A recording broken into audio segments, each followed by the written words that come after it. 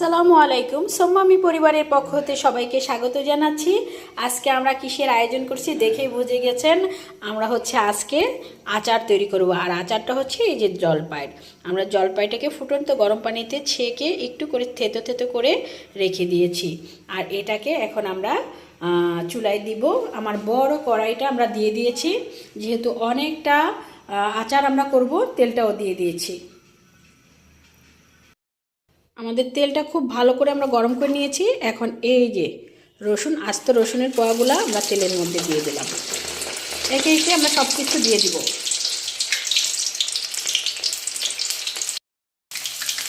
পাঁচফোড়নটা দিয়ে দিলাম, শুকনো মরিচটা দিয়ে দিলাম। এবার আমাদের যে জলপাইটা রেখেছিলাম থেতো করে, সেই জলপাইটা দিয়ে দিলাম।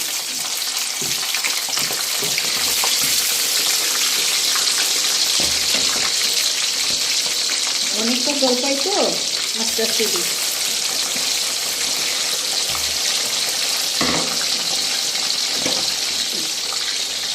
খুব সাবধানে করতে হয়, অনেক বড় কড়াই বসিয়েছি আর অনেকটা জলপাই আচার তৈরি করব।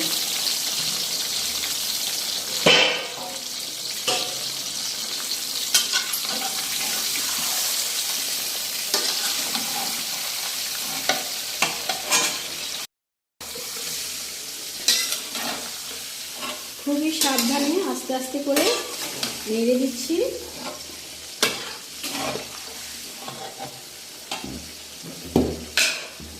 আমরা এখানে অল্প পরিমাণ একটু লবণ দিয়ে দেব, আর হালকা কালারটা যেন সুন্দর আসে এই জন্য একটু হলুদের গুঁড়াও দিয়ে দিলাম।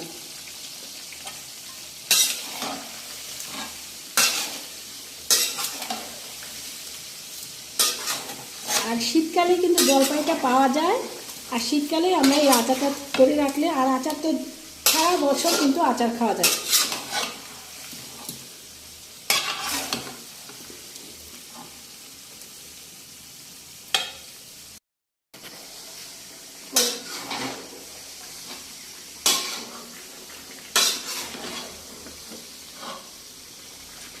দেখতে কিন্তু অনেক সুন্দর লাগছে, কালারটাও অনেক সুন্দর হয়েছে। এই যে আমরা ঢেলে দিচ্ছি চিনি।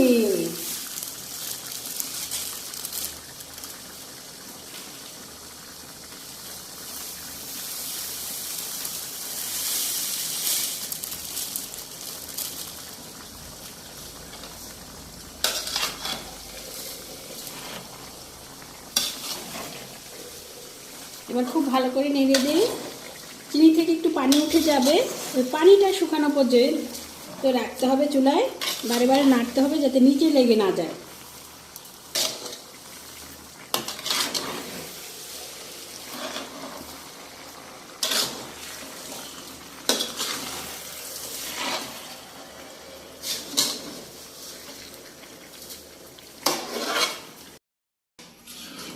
মানে আমার আচার বানানো দেখে সাদাতো কিন্তু একটু হেল্প করার জন্য চলে এসেছে, এবং এই যে সাদা আচার নাড়ছে।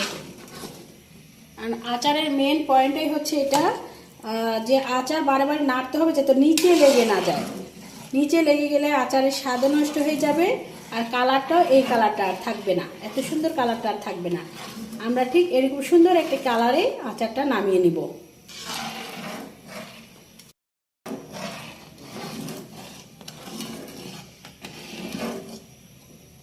শুধু নিচে যেন লেগে না যায়। আর মাশাআল্লাহ দেখতেও কিন্তু অনেক সুন্দর হয়েছে।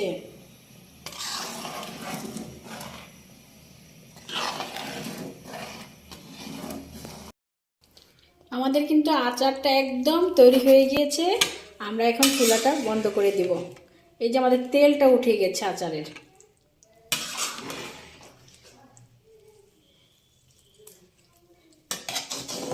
এখন যখন ঠান্ডা হবে তখন কিন্তু আরো শুকিয়ে যাবে।